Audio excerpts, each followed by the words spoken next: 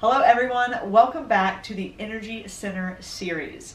In today's video, we are discussing the Solar Plexus. The Solar Plexus is energy center number 3 out of the 7 main energy centers in your body. It is located between your navel and the bottom of your sternum. The Solar Plexus reaches full development somewhere between the age of 15 and 21, and it actually starts developing at the age of 3. So the solar plexus is what I like to call the battery of our body. It's located just here, just at the bottom of your sternum and just above your belly button. And a lot of people who are empaths tend to have problems with this area because it is the battery of your body. What we call energetic vampires like to kind of tap in there. So usually I'll go over with clients how to protect themselves from those types of energy vampires and things like that. This energy is associated with the sun, the fire of the sun, and it is essentially the sun of your body. And this energy center has 3 major chakras below the heart, primary concern with the physical body here in 3D, how we perceive the world, and then those above the heart are more spiritual in nature.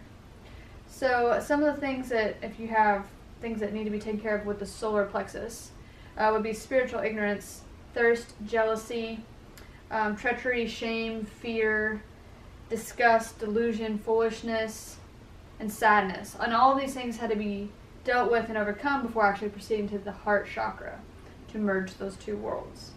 It's associated a lot of times with stress. So some of the key issues with the solar plexus chakra are power or powerlessness in this case, fear, anxiety, and introversion. You don't like to be around those people. And like I said, again, with empaths, that's a big thing.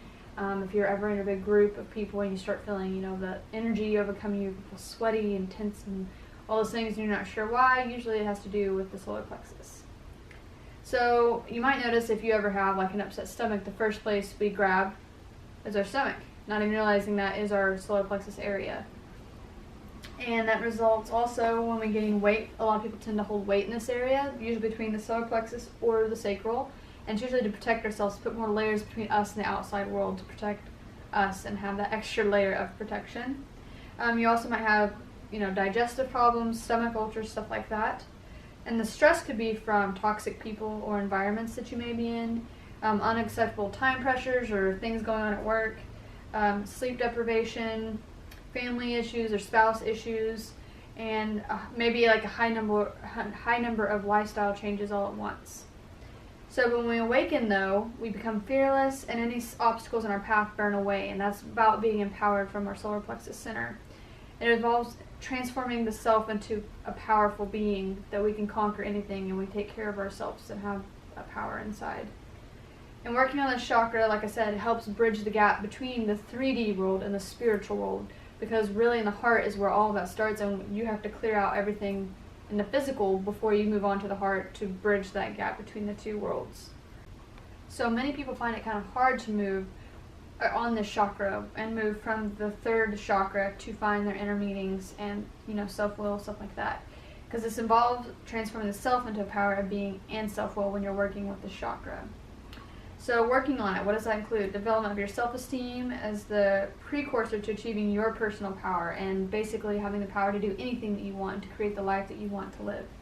The goal is to strengthen and stimulate and to reach a state where you can shake off the fears of rejection, criticism, and standing apart from the group and create your own unique reality. Again, not having fears of what's to come, instead using it as a power to what will be and what you do want to have in your life. It's founded on self-acceptance, self-respect, and the ability to take risks, and the knowledge that you can handle any situation, and it doesn't matter what people tell you. You just have an inner knowing that you have the power to do it no matter what. Alright, so now that you know a little bit about the solar plexus in general that Ashton shared with you, let's talk what a dysfunctional solar plexus looks like, feels like, is like. You have 2 types of dysfunction. The first type is being too excessive. That energy center is then spinning too fast. And then the other type is blocked or in resistance. It's spinning too slow. It's very sluggish.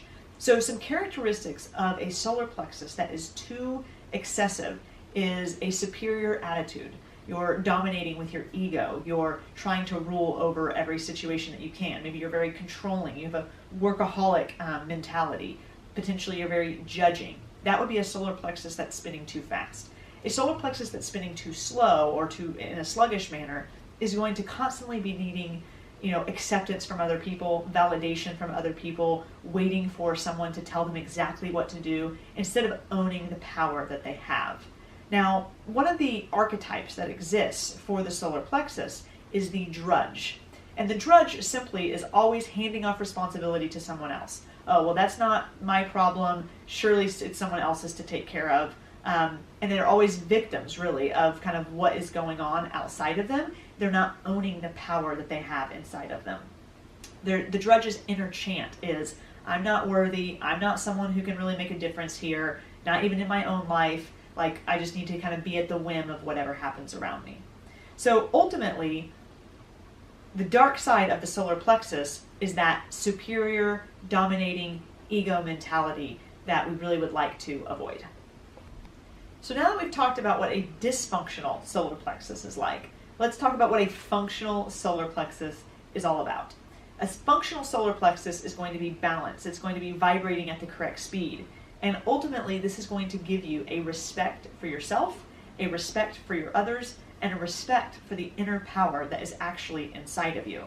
So just as we spoke about earlier, this drudge mentality that is always looking for approval from other people, the opposite of that, when you're in balance with your solar plexus, is truly being a spiritual warrior. This warrior actually looks at every challenge that comes their way as an opportunity to hone their strength, to hone their power, and to be fully present in all of the power that's inside of them. When your solar plexus is balanced, your depression turns into joy, your insecurities turn into an experience of love, and your fearfulness really turns into confidence in any situation. So the solar plexus is unbalanced and dysfunctional. How do we balance it? So some of the ways we can is we can use crystals, which we've talked about in the previous episodes, but I actually wanted to show you some today. This is the most common one for a solar plexus, and this is citrine. So this is a cluster of citrine. You also have a point, and then a lot of people personally I like these the best, polished. These are good to meditate with or whatever because they sit better on your belly or wherever when you're meditating. Some of the other things you can do are there's certain meditations specifically for the solar plexus. And then some of the foods that you can eat are whole grains, legumes, earthy things, yellow things such as squash, for example, lemons, bananas. Those are all things just off the top of my head I can think of. You can also come in for the group sound immersions like we've talked about before, or the individual, because we talked about how it's at the key of E, the solar plexus, and that helps balance that out just like with all the other chakras.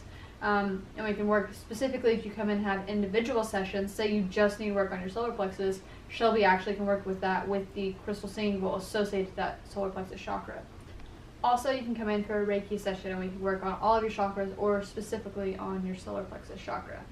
So just to review, a solar plexus chakra and owning that power and empowering yourself is about choosing to be a spiritual warrior.